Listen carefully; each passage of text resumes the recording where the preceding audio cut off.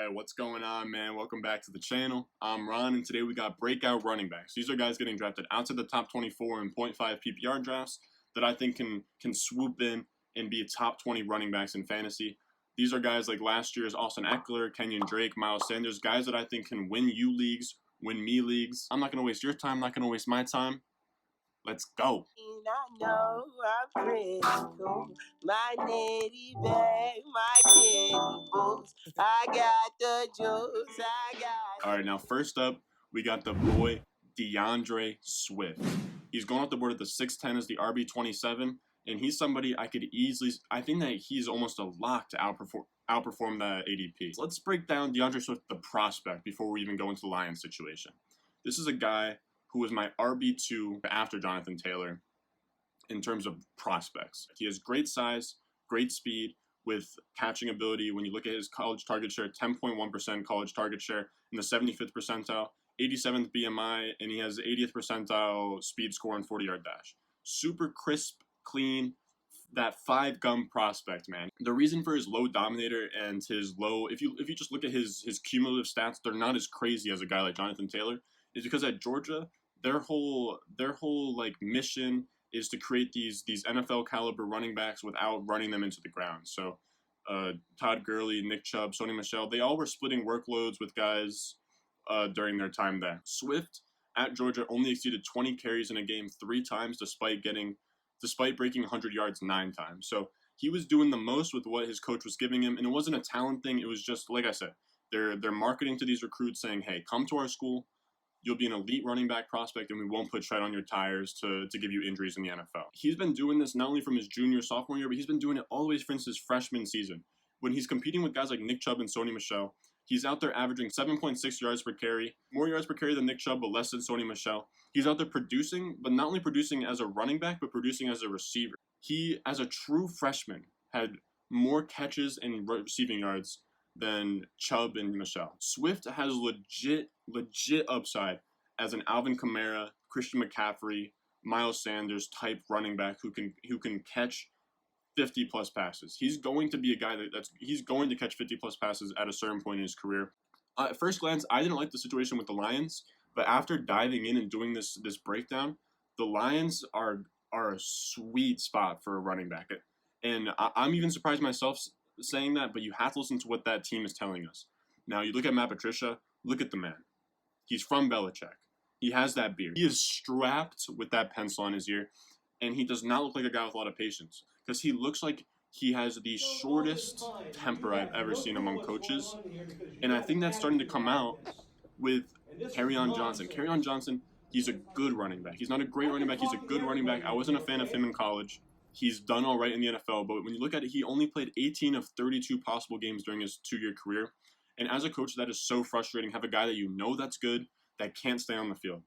This year, the same thing is going to happen. We look at the medical history report on playerprofiler.com. He is the second most likely running back to get an injury, 62.9% likely to miss a game this season.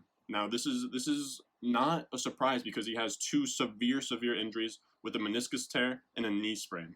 So after that first season, he looked really good, but last year he did not. It looked like he lost some juice from that initial injury.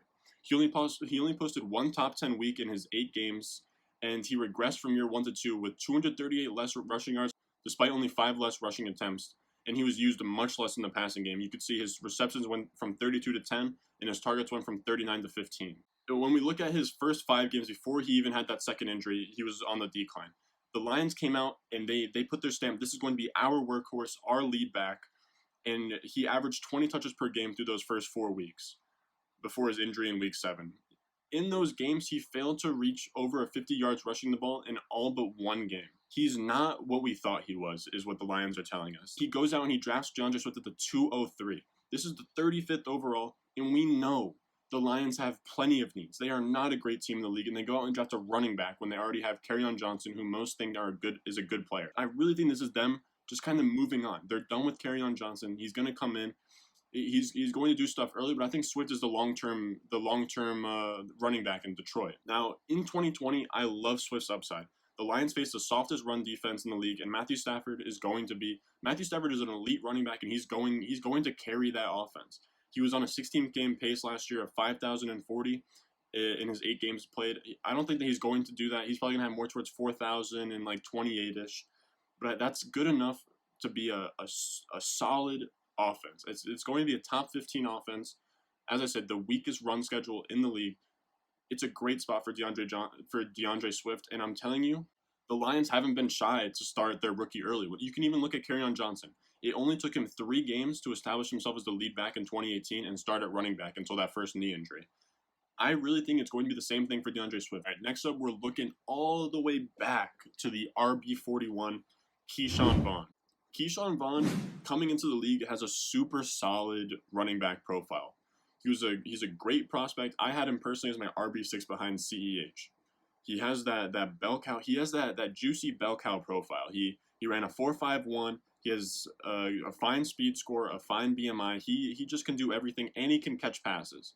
He has a 74th percentile college target share. So he's above average in his speed, size-adjusted speed, and his catching ability. And he has a 62nd BMI, so he has solid size, nothing too chunky or heavy. But he's a solid prospect. Even to go further, you can look at Graham Barfield's yards created per attempt metric, which is any yard created by the running back after what is blocked for them. So it's just what the running back is producing for themselves. So as it's called, yards created. He was second among the running backs in 2020, so that's more than guys like Swift, Jonathan Taylor, Clyde Edwards-Helaire, whoever you can name, because I think first was Anthony McFarland. But if I'm wrong, you guys can correct me. To cement that even further, his best comparable player-on-player profiler is Dalvin Cook. They both have very similar size, production, athleticism. They have very similar profiles. I would say that he's probably a tier below Dalvin Cook talent-wise, but on paper, they're very similar players. Similar to Dalvin Cook came into a crowded backfield. He had Latavius Murray there. And I remember, if you can think back in your mind to 2017, he comes in, there's Latavius Murray. People are apprehensive about drafting him because they think, oh, Latavius Murray's going to take the goal line work. He's the main running back. Dalvin Cook's a rookie. They're not going to give him any run. Obviously, that wasn't true. Dalvin Cook balled out until he was injured his rookie season. But we give too much credit to these veterans who aren't actually good, and I think that's what's happening in Tampa Bay. Ronald Jones, I know he's there, but he's not good. And I know that there are truthers out there. There are plenty of Ronald Jones truthers out there.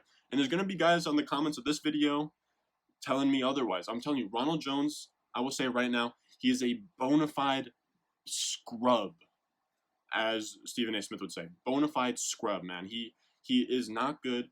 I think that he is a rotational running back at best. And you can look at his profile to get there. Best comparable to Ronnie Hillman. He's undersized, with a 18th percentile BMI, and he doesn't have the speed or receiving skills to make up for it. Only a 52nd percentile speed score and an 18th percentile college target share. You can't only catch 4.3% of your passes without being an elite between the tackles runner. He doesn't have the same every down profile as I just broke down as KeShawn Vaughn. And some people think that Ronald Jones, he can actually catch. He caught 41 catches last year. Well, look. That was not only was that 34th among running backs, so it wasn't even that impressive, but he was in a running back room with Peyton Barber and Daria Ogunbowale, 2 other bona fide scrubs. Now, on top of that, he was in a pass-heavy offense with Jameis Winston throwing pick sixes every fucking possession. Jameis Winston's throwing it to the wrong jersey. So obviously they're going to be behind in games, have to pass to the running back. He's going to get he was going to get receptions no matter what, and it's not something you can look at and be like, oh, he actually can catch. No, he can't catch. It was just he can catch, but he can't be a receiving back. As I said before, we have to listen to what this team is telling us. Vaughn was selected a round later than Ronald Jones, but they're still both day 2 picks. Jones was selected under the previous regime with Dirk Cutter or whatever, but Bruce Arians put his stamp on Vaughn by picking him in day 2. Another running back that he's picked in day 2 was David Johnson. David Johnson, towards the end of his season, his rookie year, he was a stud. He didn't get the run right away. But that's because he was already with running backs in that offense that Bruce Arians was comfortable with. This is Ronald Jones, and now Peyton Barber, he's gone. So that leaves 215 carries available and 10 carries inside the 5. Those are both top 5 numbers in the league. So there's plenty of carries to go around. And I think KeShawn, it starts out as a near 50-50 split at first. But if you're like me and you believe in the talent of KeShawn Vaughn, I think KeShawn Vaughn is going to give Bruce Arians a hard time not putting him on the field. I think that's going to go from 50-50 to 60-40, and then it could even climb to 65-35, and that is all you really need on this top 5 offense with Brady, Godwin, Gronk, Mike Evans, whoever you want to name. This offense is going to be top 5. give me the lead running back in this offense at RB41 is insane. All right, for this next one, I got something special for you guys. I'll be right back.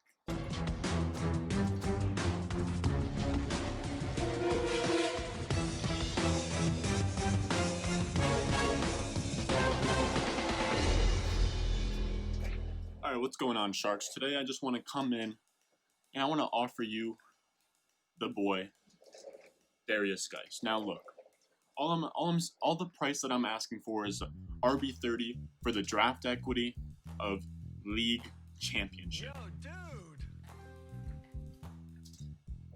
Let's first. I'm gonna be straight up with you, Sharks. Let's address the elephant in the room. Derrius Guice he's injury prone. I'll be the first to say it. You call me red-handed. Look, let's look at his medical history report. He's the third most likely running back to miss a game in 2020, and that is fine. You look at the injuries: MCL sprain, meniscus tear, ACL tear. Fine. He's injury prone. But you know why? You know why it's fine? Because the guy still has juice. It hasn't affected his performance in the slightest. In the 4 games where he was healthy enough to play, he posted 2 top 20 weeks last year, despite getting no more than 13 touches in a single football game. Wow. Now that's amazing. One of those weeks Those was are against the huge Panthers, numbers. a week where he had 137 total yards and 2 touchdowns on 12 touches and was the RB1 in all of fantasy. C-Mac, get the fuck out of here. Saquon, Alvin Kamara, Derrick Henry, Aaron Jones, get the fuck out of here. Derrius Guice on 12 touches was the RB1 that week. In those 5 games, he averaged 1.1, 0.5 PPR points per touch in 2019. Now, let's just say that he gets, that bum Ronald Jones that we were talking about before? Let's say he gets the 203 touches that Ronald Jones got last year, which was the 27th among running backs. With the 1.1, 0.5 PPR points per touch, if he sustained that efficiency, he would have been the RB14 in 2019. Wow. He provided this level of production in an offense with Dwayne Haskins. The man can only go up from here. Dwayne Haskins should take a step forward, and if he doesn't, he's been doing it all the way back to his days at LSU. At LSU, he faced stacked boxes on 73% of his carries, despite being second in yards created per attempt among his class. Now, his class had Nick Chubb, Saquon Barkley, Sony Michel, Kerryon Johnson. This was a loaded running back class, and he was second among that class in yards created per attempt. He does not need the offense around him to be any good for him to produce fantasy points. And I don't want to hear it about Antonio Gibson or Adrian Peterson. Derrius Guice is a transcendent special talent. He has a size and speed of a prototypical workhorse back. At 5'11", 224 pounds, he ran a 4.49. He is best comparable to Ezekiel Elliott. He is an Ezekiel Elliott level running back, and the only difference is Guice just hasn't been healthy enough to show it. He's an elite talent, like I just said, with awful injury luck, which is fine because not only does he still have juice, but the injury risk is baked into the price. You're getting him at RB30. If he busts, whatever. If your RB30 busts, it's literally whatever. After the first 4 or 5 picks, if your pick busts, it's not a big deal. Just get another person off the waiver wire. Guice is a perfect upside pick after the 5th round. Just close your eyes with me, Sharks, for a second. Close your eyes with me. Imagine a world where Derrius Guice plays a full 16 games. That is a top 20, top 18, top 15 running back, especially if he gets 200 plus touches. He is the RB1. He has RB1 top 12 running back level upside, and you're getting him at the price of a flex option. Now, Sharks, in your mind's eye, if you look back on 2020 season 365 days from now, would it surprise you in the slightest that if Derrius Guice plays 16 games that he's a top 15 running back in fantasy? I'll let you guys answer that question. All right, boys, you made it this far. I appreciate it. I'm in a suit and a tie, man. Go down below, subscribe, leave a like, tell your friend, tell your mom. Look, 100% of my viewers are men. Tell your girl, tell your mom, I'm great with moms, bro. Look at me. I'm great with moms. Tell your friends about this channel. Go down below, share, subscribe, like, follow my Twitter at @RonStewart_. I had a blast making this video. Probably a part 2's coming soon. And as always, man, I'll see you in the next one.